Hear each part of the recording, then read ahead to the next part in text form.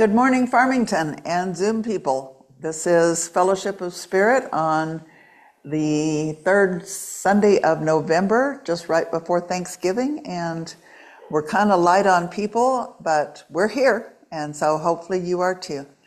We have Travis with us from California. And we have Margaret with music. And let's begin with our prelude.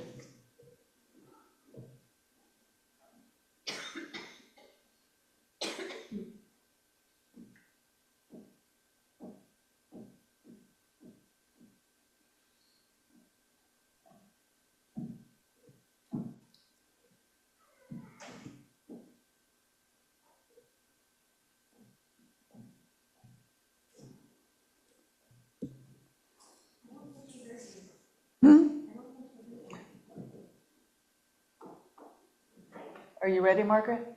Okay, go.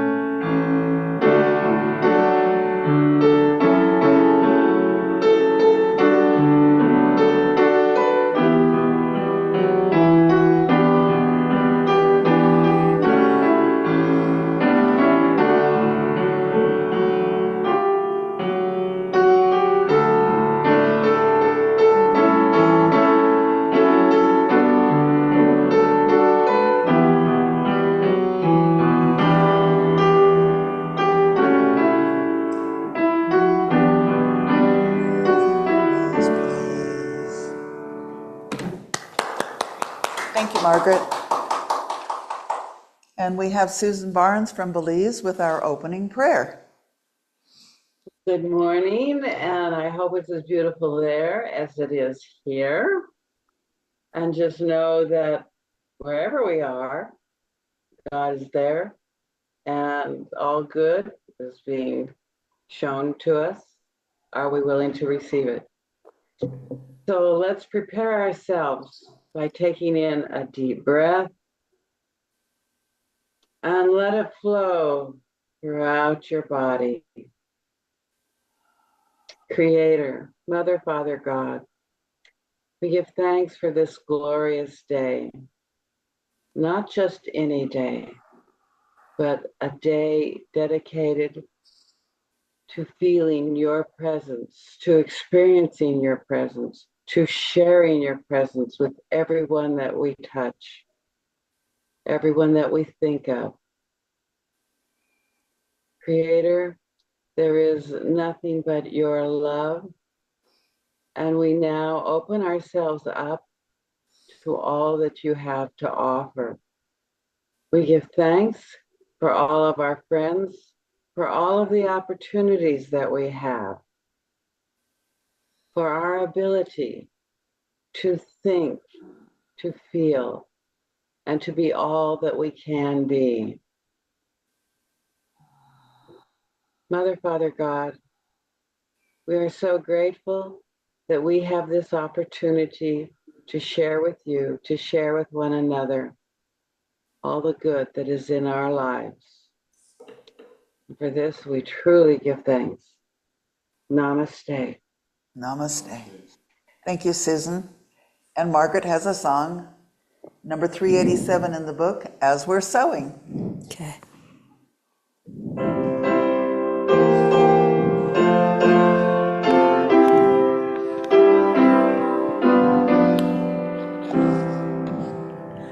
As we're sowing, we are reaping.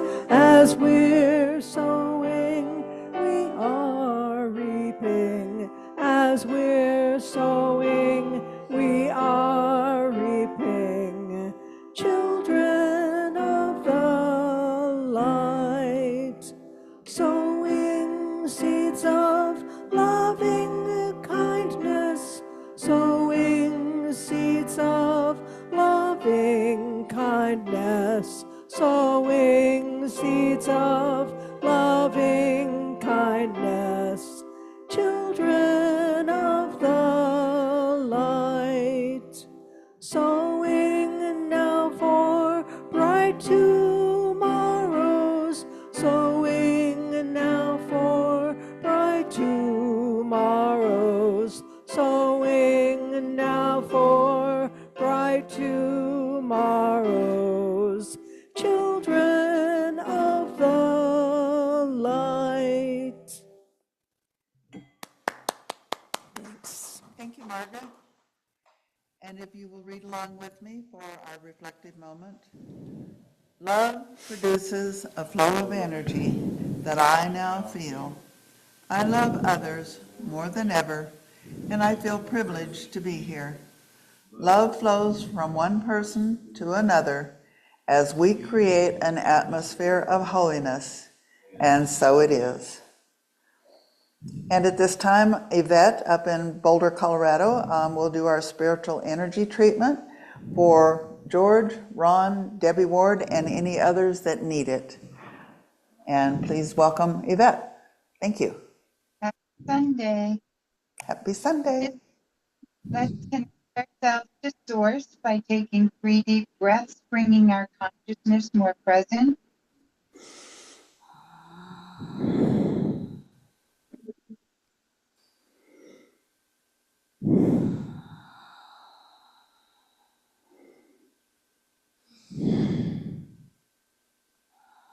And now that we've connected to Source, let's set our intention to send this energy with our next to all of these people for their highest good and the highest good of all. 3 deep breaths, inhaling. Down to your heart, out to their heart. Top of our head, drawing the chi down to our heart and sending it out to their heart. Or inhaling and exhaling. All healthy and well. Thank you. Thank you, Yvette. That was beautiful. And I'm sure that those people feel our energy. I'm sure of it.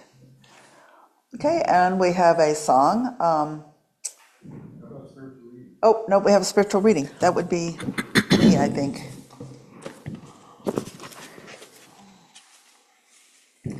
I have loved this little book. It is called Don't Sweat the Small Stuff, and it's all small stuff. This is a really interesting kind of a day, and so I've liked this one really well. Allow yourself to be bored. For many of us, our lives are filled with stimuli, not to mention responsibilities, that it's all impossible for us to sit still and do nothing, much less relax, even for just a few moments. A friend of mine said to me, people are no longer human beings. We should be called human doings.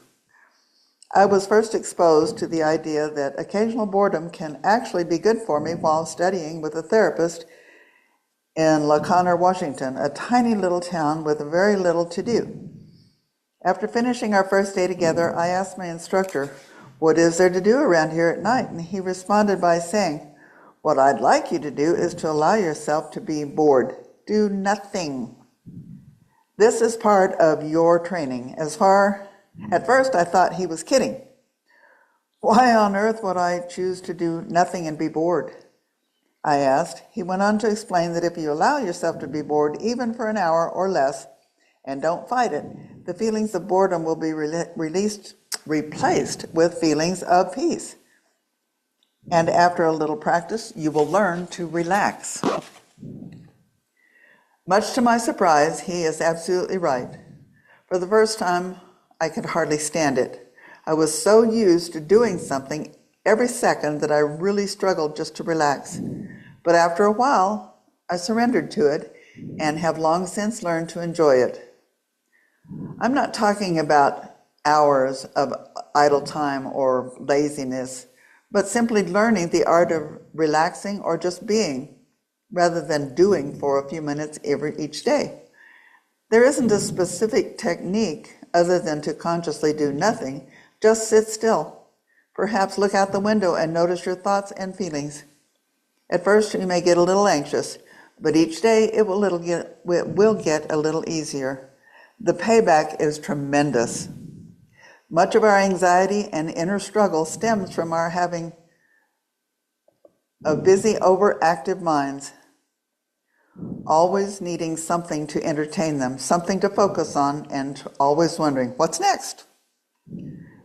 Well, this speaks to me a lot. While we're eating dinner, we're wondering what's for dessert.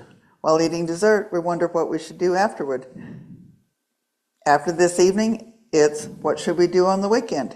After we've been out, we walk into the house and immediately turn on the television, pick up the phone, open a book, or start cleaning. It's almost as though we're frightened at the thought of not having something to do, even for 1 minute. The beauty of doing nothing is that it teaches you to close your mind and relax. It allows your mind to the freedom to not know for a brief period of time. Just like your body, your mind needs an occasional break from its hectic schedule. When you allow your mind to take a break, it comes back stronger, deeper, sharper, more focused, and more creative. When you allow yourself to be bored or take an enormous amount of pressure, it takes an enormous amount of pressure off of you to be performing and doing something every second of every day. Now, when either of my two children say to me, "Daddy, I'm bored," I have one of those. "It's good for you," I respond by saying, "It's okay to be bored for a little while. It's good for you." Once I say that, they always give up on the idea of me solving their problems. You probably never thought of someone would actually suggest to you to allow yourself to be bored. I guess there's a first for everything. And I hope you will take that to mind and try it, because I certainly will. Thank you. And Margaret has a song for us. Number 144, "Now Are the Showers of Blessings."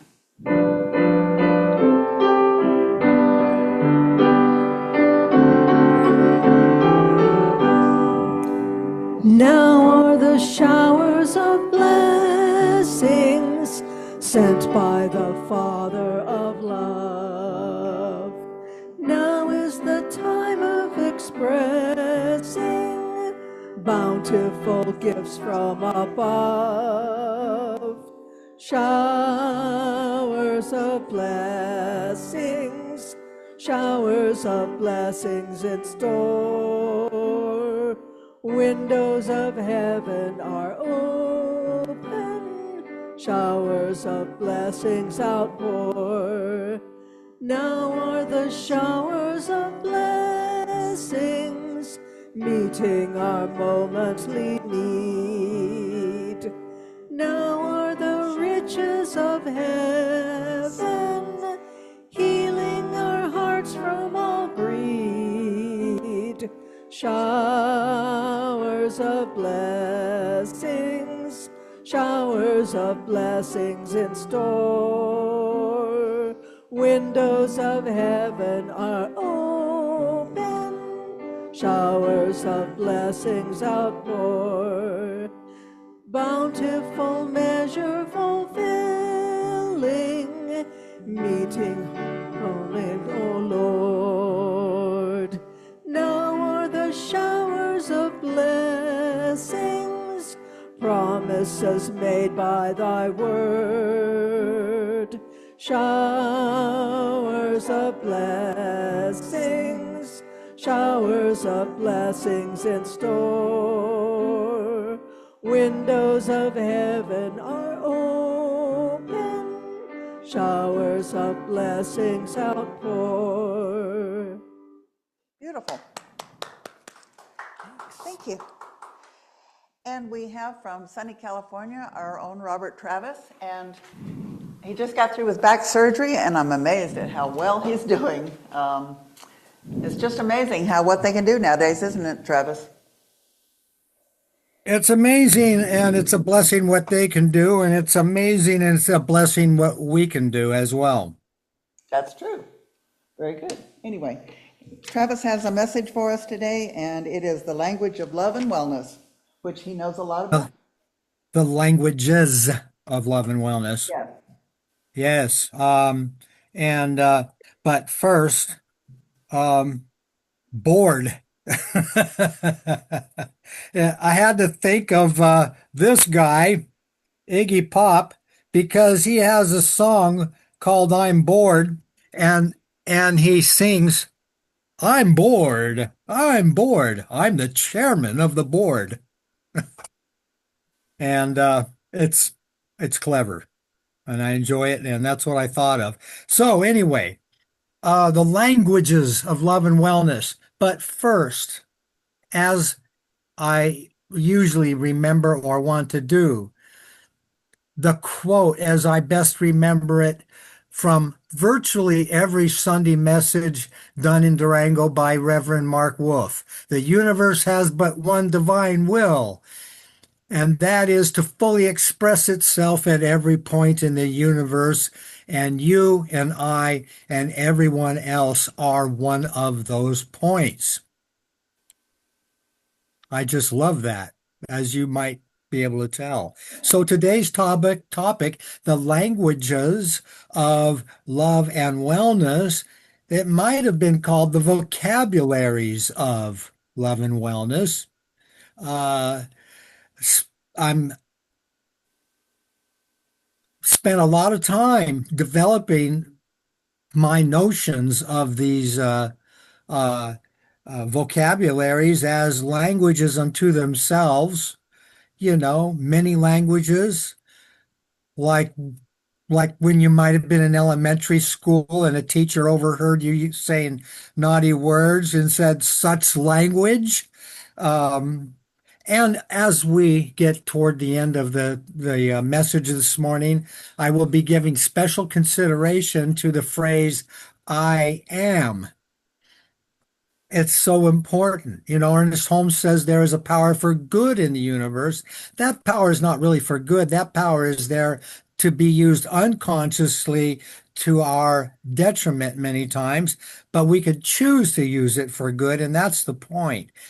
And I will also be saying, or spending some time on autosuggestion, because right use of that power through something called autosuggestion is what we want to encourage. The universe has but one divine will, and that is to fully express itself through you and I, as not Ernest Holmes, but Eckhart Tolle says, that we all have a primary purpose, and that is to cooperate with the universe or with the one life with spirit to allow it to fully be itself through us and as us. So I am going to start launch into this topic this morning by talking about the process by which I learned Russian living first in the Soviet Union, then in Russia, because there are some dynamics of learning a foreign language, such as Russian or Spanish or whatever, um, and some dynamics that cross over in a metaphorical way to having learned the language of love or wellness, or even, and sadly, the languages of their opposites. So, in learning Russian, the first thing that crosses over metaphorically is the time I spent in study. And what I did was I created all these flashcards, which were words and phrases that I found to be most lacking in my day-to-day experience, phrases and words that really come up the most often. So I had this little bundle of flashcards in my shirt pocket so that when I was riding on the metro or waiting for a bus or whatever I had time, I'd pull them out and go through them. And as I began to memorize them, because they were of most dire need for me to know, I I had occasion to use them right away in my daily walk. And so very quickly I would cycle out the ones I learned and put in new ones. And I was learning Russian very quickly.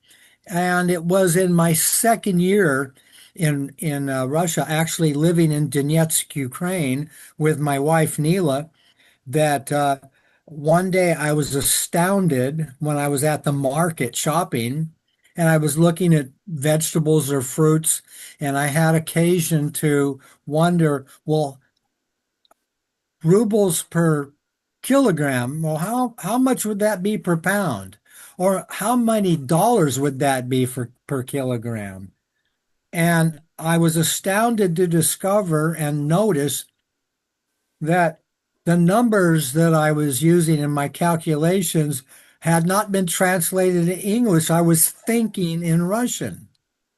I had assimilated the language to the point that when I was talking with people, a lot that I had to say, I did not have to think about translating what I wanted to say into Russian. I was thinking in Russian. And this is a very metaphorical situation for talking about, for instance, the language of love. And I first came up with the idea of love as a language back when I had, I think it was 2005 or so, when I had a very difficult breakup um, with my girlfriend. And what had happened was that while I felt that I loved her to the degree that I was capable of loving, I definitely loved her, but she did not get the impression that I did. She did not feel that I loved her. And in discussions with her, after actually we got back together for a little while, and we had discussions about this, and I discovered that I had failed to communicate to her what I felt. And there's a couple of dynamics there.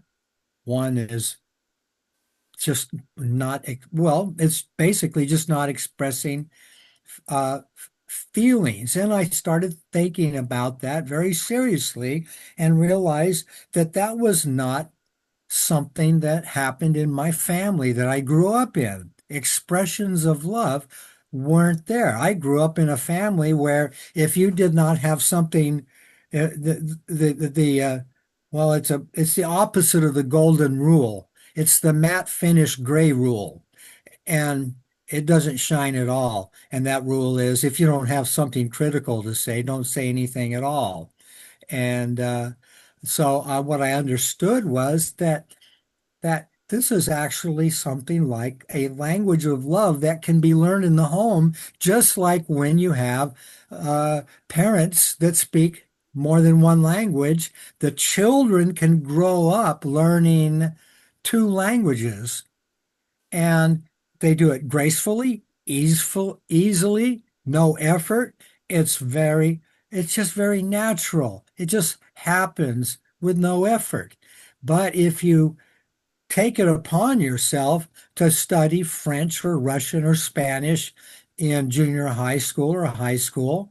And when you take a class, you have to put in a lot of time, effort, study. You have to manifest your intention to learn that language. And it's a major undertaking. And I realized that if I want to speak the language of love, I have to do the same thing. I have to have serious intention, put in a lot of time and effort to learn the language of love. And sure enough, wouldn't you know, this was great. This was a wonderful manifestation of following through on that intention, because in about 2006 or 7, I was in my late 50s already. And I said to Janice, I love you. And I felt that it came from deep, that I meant it sincerely. Whereas previous to that, with my wife in Ukraine, even growing up with my mother or with other relatives like grandparents, whenever I said I love you, it was the expected response to somebody saying to me, I love you, and I was called upon to say it back. I'm sure a few of you might have been there in the past, or hopefully not still now. But it was a wonderful thing to get to where I could say, I love you, and it's ringing true from the depth of my being. So then this is something that's still ongoing. I still have work to do. And even recently, I was laying in bed one night and I was thinking about love and the need for more love in my life. And I thought, my thought went from being love, from thinking I am love, or just like God is love, therefore I am love. Well, that's a powerful statement. But I discovered that saying I am love was putting that in action. It's wonderful to say I am love, but what's the impact of that unless it's put into action? And I just imagine the action, saying it like a mantra, simply, I love, and feeling the feeling of love in action, of following through. So I was saying it like a mantra. Um, so now let's move on to the language of wellness. And this is something that came up some months ago as I had some serious healing work to attempt. And, I was taking classes with a man named Aman. We have Tuesday night healing classes. We've studied Phineas Parker, Phineas, Phineas, anyway, Phineas Parker, who was the founded the idea of spiritual healing.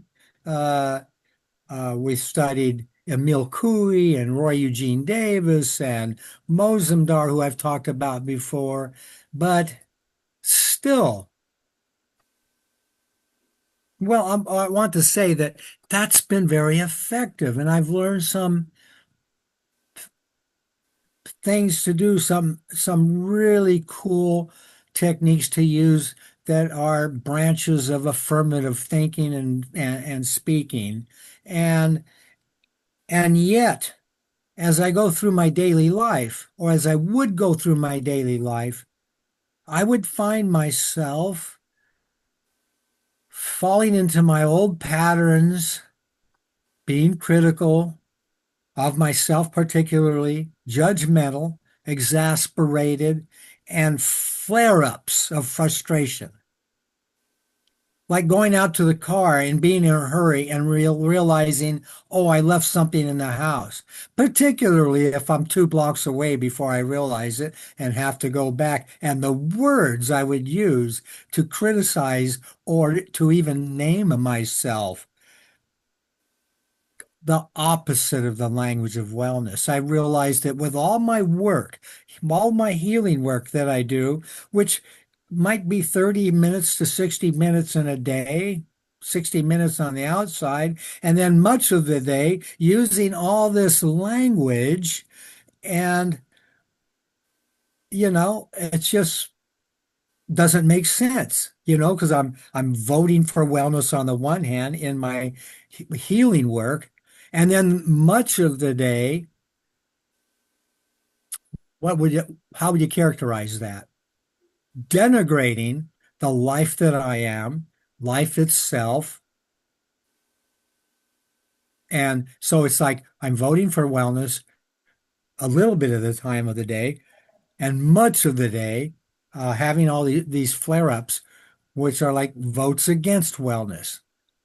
And so I began to think of this as just like with the love, that I'm not I'm I'm not speaking the language of wellness on a regular basis.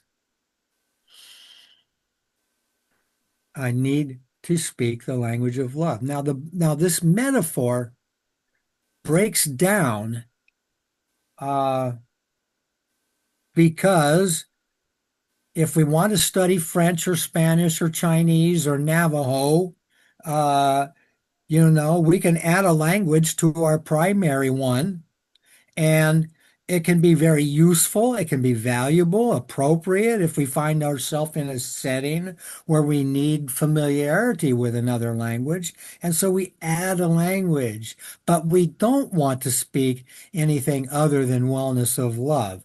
Contrary vocabularies detract from our efforts to evolve into healthier, happier, better beings. If I want to be well, I don't want to speak unwellness. So what we want to do is, but if I don't want to speak unwellness, but I do. So what we want to do is replace the old language of unwellness, the old language of fear, replace it. That's where the metaphor breaks down. We don't add a language, we replace the old one. So I am learning awareness by increasingly noticing my thoughts and subsequent words. And I ask in those moments when I catch myself expressing frustration, I ask, is this the language of wellness? Hell no. I'm not being here and now. I'm not being consciously present. Personal common vocabulary is an indicator in these times of self-sabotage. It's a step backwards. It's a type of hypnosis when I allow myself to relive old messages and express them.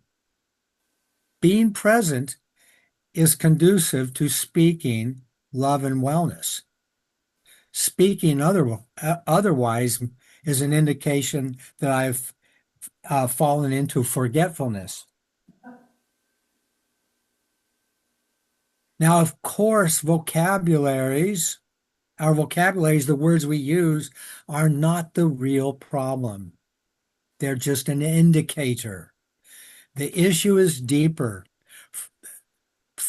from where thoughts come from where is generated the inclination to be frustrated, judgmental, impatient, exasperated, even angry. Those inclinations come from deep. And we must realize that there is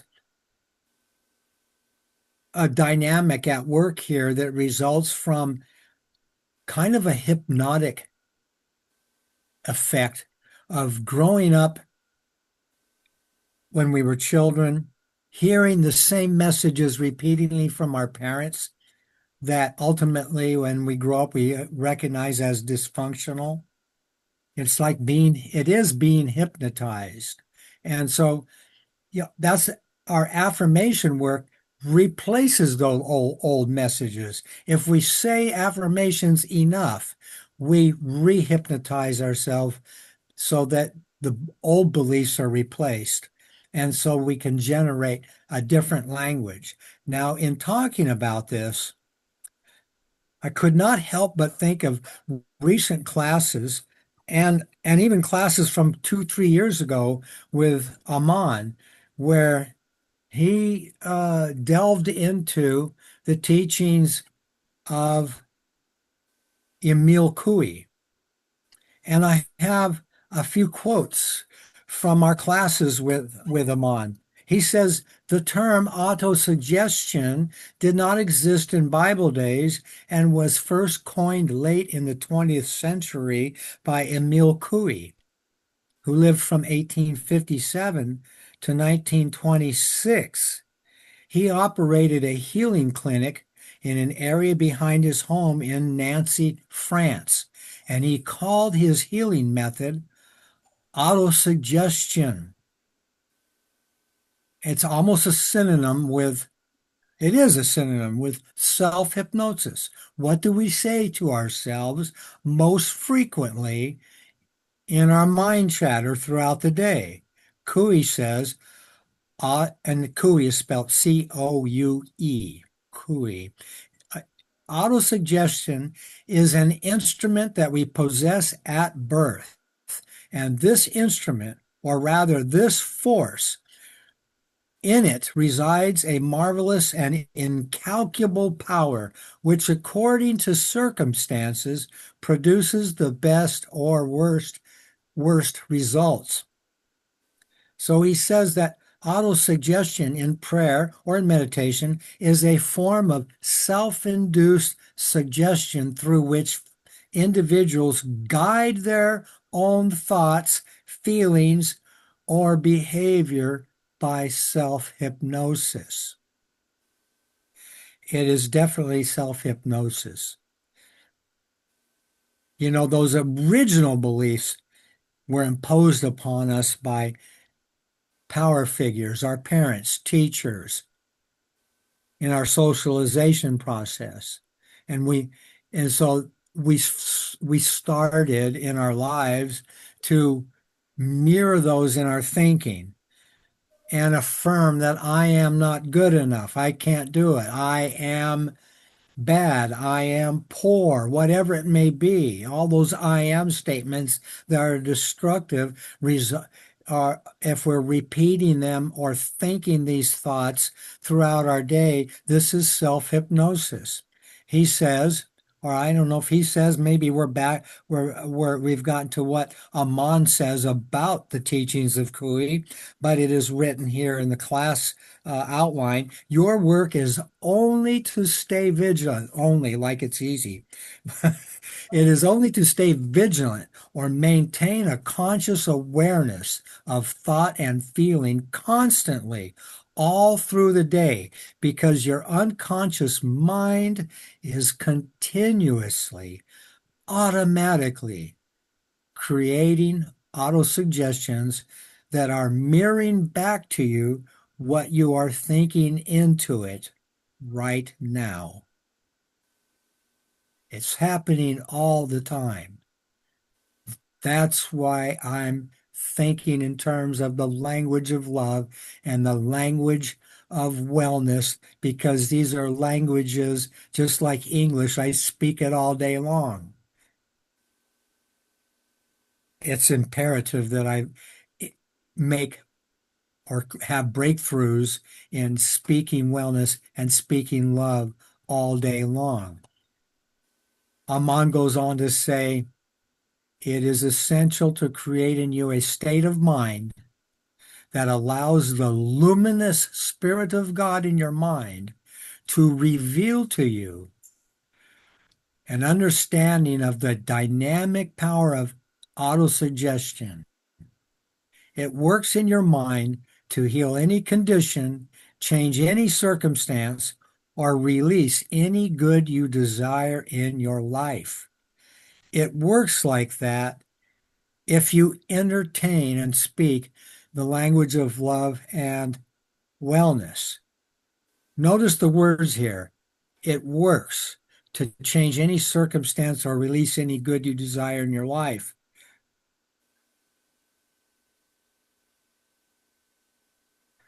But previously I read that there resides a marvelous and incalculable power which, according to circumstances, produces the best or worst results. If we continue being grounded in fear and limitation by the self-talk that continues to empower the old patterns, then we won't realize the true benefits of autosuggestion, which is self-hypnosis, which is the foundation of why Jesus said so far before his time, you must believe that you have a thing and you shall have it. Believing that you have a thing as a preliminary thing to have it, having it is autosuggestion.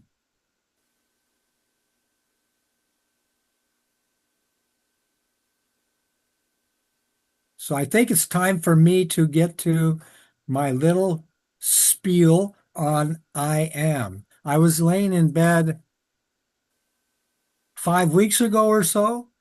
One of my practitioner colleagues had what she referred to as a money mishap, and she asked us to pray for her. It sounded, and as I talked to her later on, it was something very seriously happened with her retirement funds, and it was rectified. But as I laid in bed, which is where sometimes when I do my prayer work and my treatments, I came up with this idea. I realized that the word in the English language, am, can only be preceded by I. That's the only word that can precede am. It's a unique verb in the English language. We say, I swim, you swim, they swim, we swim. I think, you think, they think, and so on.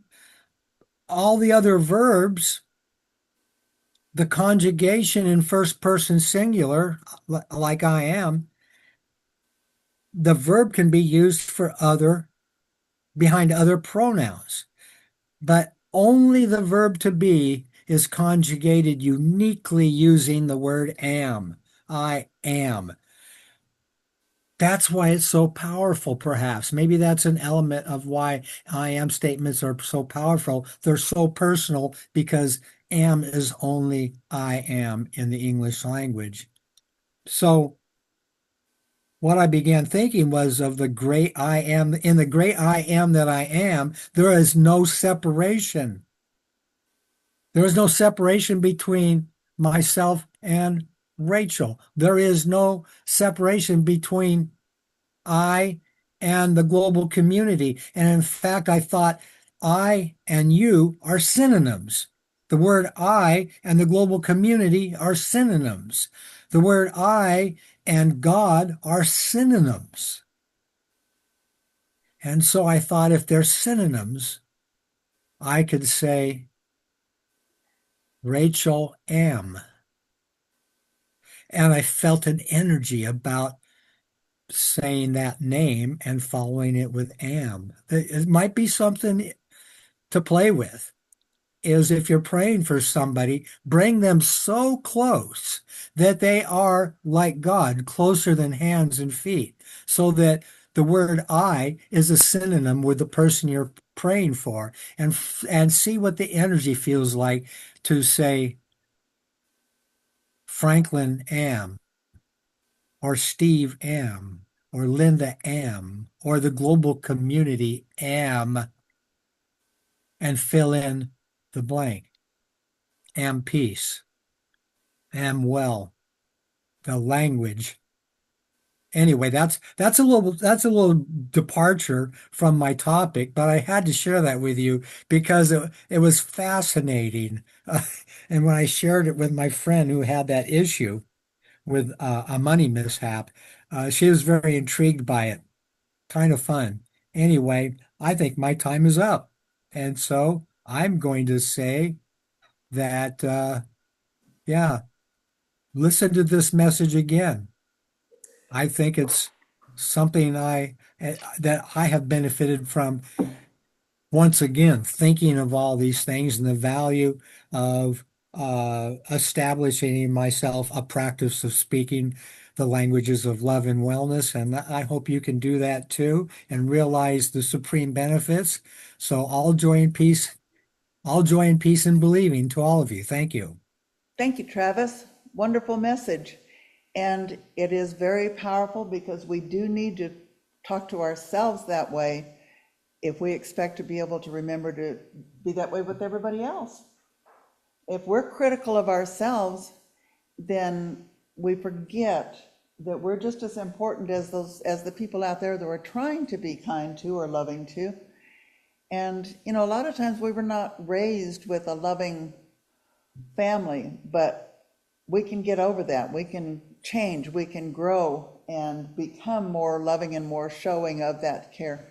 What you were talking about reminds me of the story about the devil on one shoulder and the angel on the other shoulder, and which one do you pay attention to? The one that you feed, the one that you talk to the most. And so if you're constantly critical of yourself, then it's easy to become critical of other people. And if you're kind to other people, you should always be kind to yourself as well. And you can see a lot of difference in children. And I probably pay more attention to that now because I have great grandkids that are very important in my life. But thank you very much for bringing this wisdom to us and sharing it, because it's important for us to remember these things. And we hope to hear more from you. And I want to say that I didn't get to a couple of those quotes that I had here from these classes regarding auto-suggestion, but I could send you a copy of those Okay. for anybody's reference if you want to circulate them. I would like that. Thank you. I appreciate it. And congratulations on your good surgery. And I hope you're up and skiing and all of that stuff that you enjoy doing soon. I could ski by the second half of February, Very good. and so maybe I'll see you guys then in person. Okay. Keep in touch. We would love that. And I hope your Thanksgiving is wonderful. Huh? Oh, Wendy, you wanted to say something? Yes. Thank you. I appreciated that. It reminds me a lot of my own work. I'm a case manager, and we use this technique called motivational interviewing, where you ask open-ended questions, and people kind of talk through their problems on their own a lot of times. And it's kind of like you're not there to judge or anything. You're just allowing them to talk through what they need to do. And sometimes they create their own plan it's almost like they're self-talking, like I'm not there to correct them or anything, but they're just putting it out in the universe. What do they need to do next? How could we make this better? How could we get out of the situation next time? How can I grow as a person? So just that self-talk, that's what it really reminded me of them making a plan and just putting it out in the universe. But thank you. I really appreciated it. Oh, well, Wendy. thank you. Yeah, you're welcome. Absolutely. Thank you, Wendy. We're always glad to see you when you can get by with us. Okay, we have a song from Margaret in our binder. It's Blessings.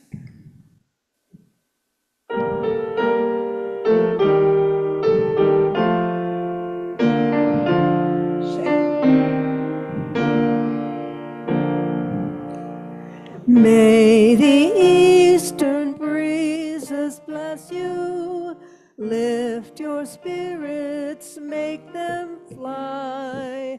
May the southern sun shine on you, warm your heart and help you try. May the western waters cleanse you, washing over all you feel. May the earth be yours to stand on, ground you so you know what's real. Over all be strength and beauty, food and friends and music fine. Work your love and pleasant duty, love to make your spirit shine. All of these I wish upon you, multiply them 3 times 3. Draw a circle all around you, and forever blessed be. Beautiful. I love that song. Thank you. A couple of announcements before we get on to our closing. I have a brand new great grandbaby that was born at 5:20 this morning. His name is Dakara. That would be Shelby's.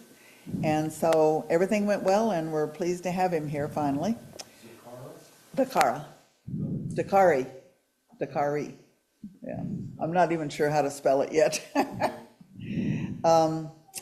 November 30th, which is this coming Sunday, next Sunday, will be our potluck for December, even though it's on the last day of November, because we wanted to kind of celebrate with everybody and have a Thanksgiving dinner family with us. And I realize all of you are going to spend time with your own families, but if you can get in here, we would love to see you on next Sunday, the 30th, to have Thanksgiving dinner with us. And we will be doing it as our potluck for December.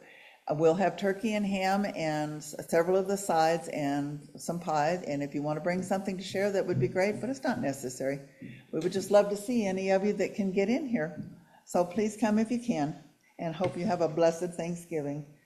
The other one is that, and Shay can talk to us about this, we're having a winter solstice on Saturday, December the 20th. And so she will tell us about our plans for solstice. Yes, so we're just gonna have snacks that afternoon, a small ceremony, maybe a video. We're just still planning it.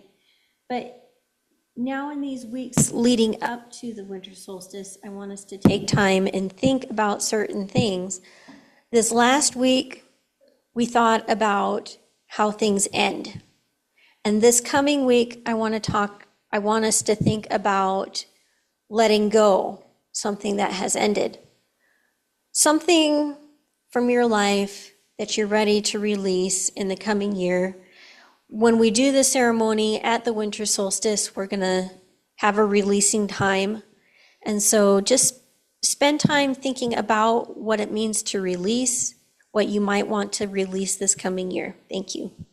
Thanks, Shay. And we hope that you will join us for that. That'll be Saturday, December 20th, about 3 o'clock in the afternoon, just for an hour or so, not for very long. And there will be snacks, probably cookies and stuff. Anyway, I think that's it. We don't have children except for my little great-granddaughter here, who's been very good. And so Bill is going to give us our, I guess we should, celebration of abundance. Please repeat with me. Divine love flowing through me blesses and multiplies all that I have, all that I give, and all that I receive. Unlimited. I am prosperous. Thank you, Bill. And I think that's it. You can just sit down there. Okay, and Bill's going to give us our closing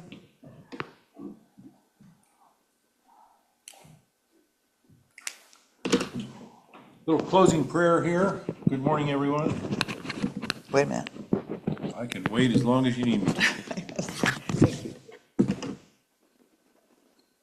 going to stick this little guy on me because I can't Okay. hold the book and Can't hold it and read it. hold it at the same time.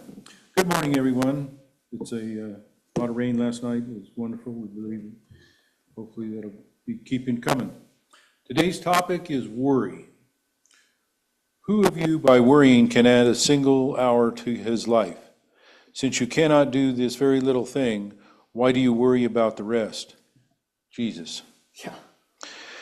When we chew on a problem for hours without finding a remedy, the mind is overwhelmed by all contingencies. What if I try this and then this happens? Then what? Whatever the bone we gnaw on is, the bone we gnaw on is relationship, financial, or creative, or some deep personal frustration, we achieve little by worrying. It is so vital that we find a solution right now. Is it so vital we find a solution right now? Tomorrow may bring answers we had not seen before. The walkaway is, I will release my worries and permit myself to rest. I will focus on my breathing and remember that tomorrow will bring its own solutions. My brother had a saying, and he got off of from the 12-step, or he used it a lot, and it was, worry is prepaid interest on a highly unlikely event. So, God bless, and everybody have a great week. Thank you, Bill. Thank you. Give me the little tip. I was going to slow you down, but I didn't. Thank you. And thanks for the words of wisdom. Helps a lot. Okay, everybody, I'm going to say goodbye. Thank you, Travis. It's good to see you. Pleasure. Thank you very much. Till we meet again. Yes. Okay, where'd you go? Okay, put the phone down. Give it to me. We're going to sing our way out of here now, okay?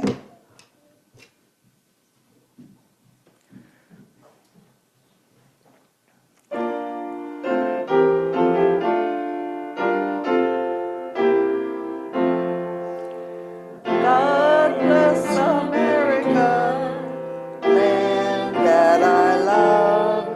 Stand beside her and guide her through the night with the light from above. From the mountains to the prairies, to the ocean white with foam. God bless America, my home, sweet home. God bless America, my home, sweet home. Weave us together, weave us together in unity and love. Weave us together, weave us together in unity and yes, there is peace on earth, and yes, it begins with me. Yes, there is peace on earth, a peace that was meant to be, with God as our power, family all army. Yes, we walk with each other in perfect harmony. Yes, peace begins with me. You're gonna fall over. The moment now. Yes, there is this I take. Let this be my joyous vow. To take each moment and live each moment in peace eternally. Yes, there is peace on earth, and yes, it begins with me. And blessings to you all. Thank you for your presence here today, and have a blessed week. Amen. I'm into that. Thank you, Margaret. Great. Thank you, Margaret. Bye. Well done.